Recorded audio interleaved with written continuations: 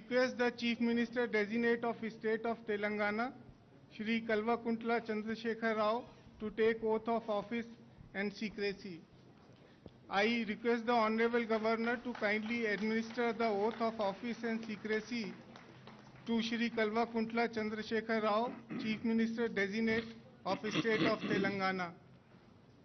అన్నే నేను కల్వకుంట్ల చంద్రశేఖరరావు అనే నేను శాసనం ద్వారా నిర్మితమైన భారత రాజ్యాంగం పట్ల నిజమైన విశ్వాసం విధేయత చూపుతానని భారతదేశ సార్వభౌమాధికారాన్ని సమగ్రతను కాపాడుతానని తెలంగాణ రాష్ట్ర ముఖ్యమంత్రిగా నా కర్తవ్యాలను శ్రద్ధతో అంతఃకరణ శుద్ధితో నిర్వహిస్తానని భయం గాని పక్షపాతం గాని రాగద్వేషాలు గాని లేకుండా రాజ్యాంగాన్ని శాసనాలను అనుసరించి ప్రజలందరికీ న్యాయం చేకూరుస్తానని దైవసాక్షిగా ప్రమాణం చేస్తున్నాను.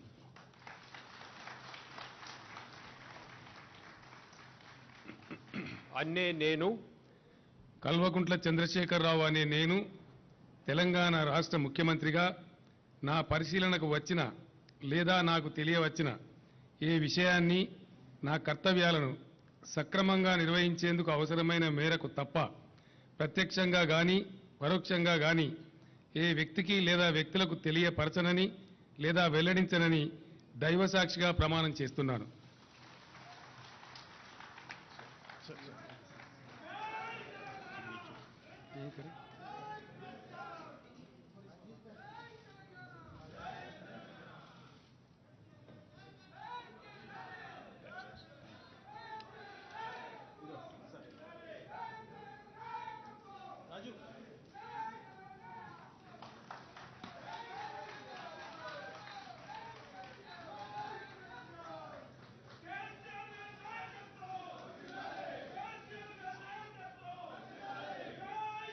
Honorable Governor, Madam, I may kindly be permitted to commence the proceedings, please. Permitted. With the kind permission of Honorable Governor, Madam, I request the Honorable Chief Minister Designate of the State of Telangana, Sri Anumula Revanth Reddy Garu, to take the oath of office and secrecy. I request the Honorable Governor, Madam, to kindly administer the oath of office and secrecy to Sri Anumula Revanth Reddy Garu, Chief Minister Designate of the State of Telangana.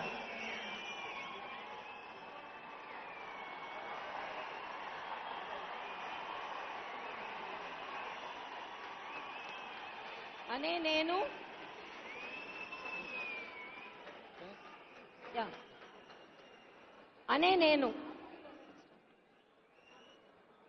Yanamala Revanth Reddy అనే నేను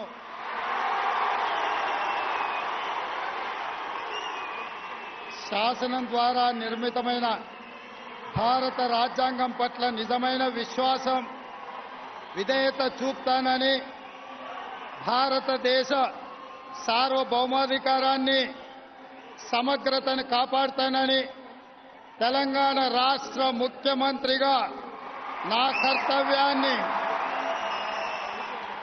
శ్రద్ధతో అంతఃకరణ చిత్తశుద్ధితో నిర్వహిస్తానని భయం గాని పక్షపాతం గాని రాగద్వేషాలు గాని లేకుండా రాజ్యాంగాన్ని శాసనాలను అనుసరించి ప్రజలందరికీ న్యాయం చేకూరుస్తానని దైవ సాక్షిగా ప్రమాణం చేస్తున్నాను.